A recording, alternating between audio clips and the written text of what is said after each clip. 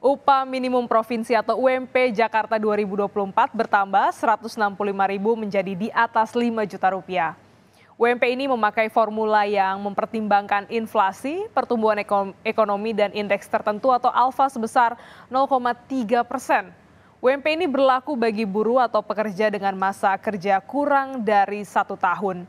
Buruh atau pekerja masih menolak kenaikan upah berdasarkan peraturan pemerintah nomor 51 tahun 2023 tentang perubahan atas peraturan pemerintah nomor 36 tahun 2021 tentang pengupahan.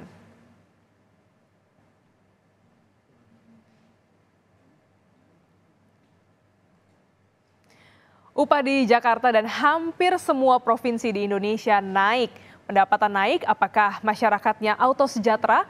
Bagaimana dengan visi misi pasangan calon presiden dan wakil presiden dalam menekan angka kemiskinan dan pengangguran? Kompas Bisnis sudah bersama dengan Bima Yudhistira, Direktur Eksekutif Selio. Selamat pagi Pak Bima. Selamat pagi. Ya, kita tahu sudah ada 3 pasangan calon untuk Pilpres kita dan baru saja kemarin UMP ini dinaikkan begitu ya. Mengapa sebenarnya kemiskinan harus menjadi poin serius dalam visi misi pasangan calon presiden dan wakil presiden ini? Ya, kita masih punya 25 juta orang miskin di Indonesia. Itu angka yang terlalu besar untuk negara yang punya cita-cita menjadi negara maju di 2045. Jadi ada kontradiksi di situ kan. Kalau kita ingin negara maju, harusnya juga tumbuh secara berkualitas. Berkualitas yang dimaksud adalah angka kemiskinannya harus ditekan serendah-rendahnya. Nah, jadi ini ada korelasi penting. Sekarang kalau bicara soal upah, bagaimana mungkin para pekerja misalnya, terutama di DKI Jakarta, dengan kenaikan upah yang sangat kecil, kenaikannya, atau bisa dikatakan bahkan di bawah rata-rata inflasi secara nasional, dan ditambah dengan pertumbuhan ekonomi. Artinya apa? Artinya tahun 2024 para pekerja masih menghadapi tekanan harga kebutuhan pokok, harga perumahan juga kemudian meningkat. Kita nggak tahu juga soal harga energi, sementara upahnya kenaikannya masih dianggap terlalu rendah, dan ini akan mengancam pekerja yang seolah-olah dia bekerja menerima upah, sebenarnya masih masuk dalam kategori miskin. Nah, kenapa? Karena satu pekerja menanggung misalnya 3 orang anggota keluarga yang tidak bekerja kan, anak-anaknya, misalnya istrinya.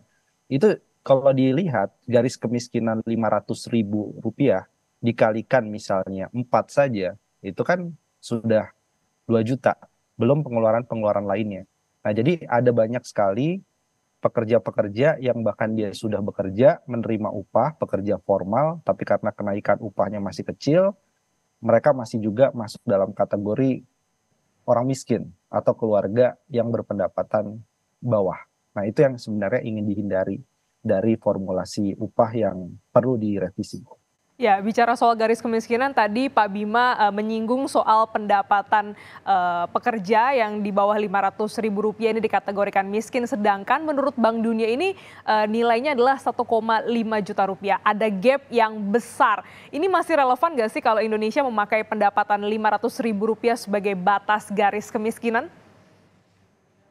Ya, dipakai saja dua-duanya. Yang pertama adalah dari sisi garis kemiskinan versi BPS, yang sekitar Rp500.000 per kapita per bulan itu, tapi juga sebagai komparasi bisa menggunakan metodologi garis kemiskinan lainnya, sehingga bisa terlihat jelas tuh sebenarnya target mana yang akan disasar. Untuk kemiskinan yang ekstrim bisa jadi menggunakan target dari yang versi BPS, tapi untuk yang mengukur misalnya mereka yang harusnya mendapatkan bantuan, harusnya dilindungi dari sisi upah misalnya yang lebih baik, itu bisa menggunakan standar dari Bank Dunia untuk mengukur garis kemiskinannya.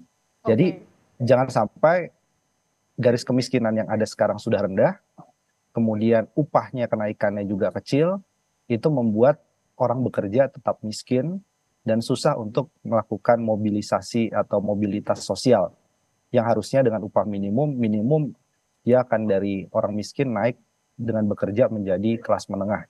Nah, itu yang harusnya menjadi acuan di sana.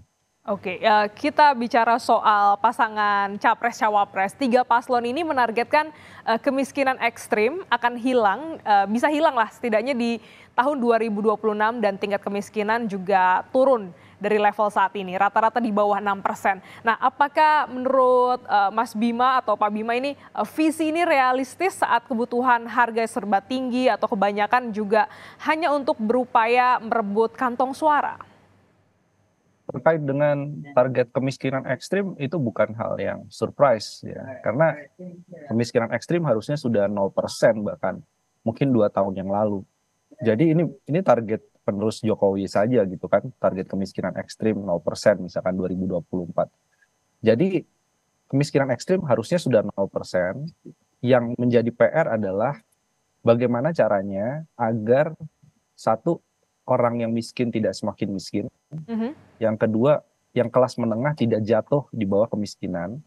Jadi ada masalahnya itu bukan hanya yang ekstrim aja, tapi juga masalah yang rentan miskin dan juga yang sedang miskin jangan jatuh ke bawah. Karena di 2024 harga pangan, cabai, beras, kemudian gula itu semua beresiko naik. Tekanan suku bunga juga membuat kelas menengah karena dia harus mencicil KPR bisa jadi turun menjadi orang miskin, itu sangat mungkin terjadi karena suku bunga, biaya konstruksi, bahan baku konstruksi juga naik.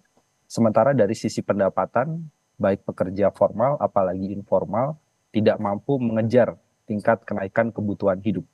Nah, itu jadi yang harus dijaga, yang ekstrim itu ditekan sampai 0%, yang sudah ekstrim sekarang, tapi yang miskin itu jangan sampai jadi ekstrim yang baru, jadi miskin ekstrim yang baru. Nah itu tantangannya saya kira bukan hanya soal infrastruktur, tapi juga stabilitas harga pangan, Mhm. bansos lebih tepat sasaran, dan paslon-paslon ini punya visi kemiskinan semuanya. Cuman saya masih melihat ketiganya relatif normatif. Hmm. Jadi belum ada program-program yang lebih konkret. Masalah pendataan, masalah kemudian ketepatan sasaran itu dari awal memang jadi masalah yang harusnya hari ini udah selesai. Jadi kalau bisa bukan hanya masalah itu, tapi juga ada nggak program mengatasi kemiskinan yang benar-benar genuine, inovatif, dan benar-benar baru. Misalnya bicara soal universal basic income, ya, bicara soal bagaimana bansos tanpa memandang status dia miskin, ya, dia kelas menengah, Hmm. tetap semuanya akan tercover dengan bansos sepanjang masa, sepanjang hidup. Nah itu yang belum ditemukan. Jadi masih sangat-sangat standar pembahasan dari visi misi ketiganya. Ya, bicara soal kemiskinan memang kompleks banget dan banyak yang harus diperbaiki tentunya. Nah, sebenarnya kan untuk menjaga daya beli, upayanya tidak hanya menaikkan UMP, ada juga pemberian bansos yang tadi Pak Bima sempat singgung, ini juga akan berlanjut begitu bantuannya. Secara kuantitas memang ini bisa menolong ya untuk memberikan suntikan untuk bisa menambah daya beli masyarakat. Tapi bagaimana dengan jangka panjang, terutama masyarakat yang rentan miskin? Jadi ada catatan, setiap kali siklus pemilu, bansos selalu efektivitasnya berkurang. Kenapa? Karena salah satunya bansos berkaitan juga dengan strategi kampanye. Mhm. Kemudian masalah pendataan jadi agak longgar di tahun-tahun pemilu, gitu ya. Bansos dijadikan klaim salah satu pasangan. Nah itu siklus 5 tahunan, jadi bukan hanya sekarang, tapi siklus 5 tahunan. Oleh karena itu, bansos bukan hanya besar, bantuan El Nino, bantuan itu dan lain-lain. Daerah soal Halo, Pak Bima. ya Oke, tadi sempat terputus, boleh kembali untuk dipaparkan bagaimana pandangannya, Mas? banyak sekali rentan miskin ini dari penerima tahun politik selalu efektivitasnya cenderung berkurang, cenderung rendah. Itu salah satu tantangan besar efektivitasnya. Kemudian yang kedua adalah pemberian bansos. Kalau kita melihat data terpadu kesejahteraan sosial, sebagian besar penerimanya adalah mereka yang dalam kategori miskin. Hmm. Padahal kita punya kelas menengah rentan miskin yang jumlahnya pun juga tidak sedikit ya. Ada data terakhir sekitar 115 juta orang kelas menengah yang disebut rentan miskin. Sebagian besar mereka tidak tercover dalam bantuan sosial. Jadi begitu harga BBM naik 2022 bulan September, kelas menengah rentan ini jatuh di bawah garis kemiskinan. Ketika pandemi mereka juga jatuh. Mhm. Jadi yang harus di cover itu juga kelas menengah rentan miskin. jangan hanya fokus pada 40% pengeluaran yang paling bawah, tapi juga kelas menengah ini proteksinya harus ditambah. Oke, jadi memang bicara soal kemiskinan begitu kompleks permasalahannya, dari pendataan, bagaimana strategi untuk menyasar kelompok-kelompok miskin, rentan miskin, atau miskin ekstrim, ini perlu terobosan lebih konkret untuk pasangan Capres dan Cawapres. Terima kasih Pak Bima Yudhistira, Direktur Eksekutif Selios, telah bergabung dalam Kompas Baik, sama-sama. Bisnis pagi hari ini.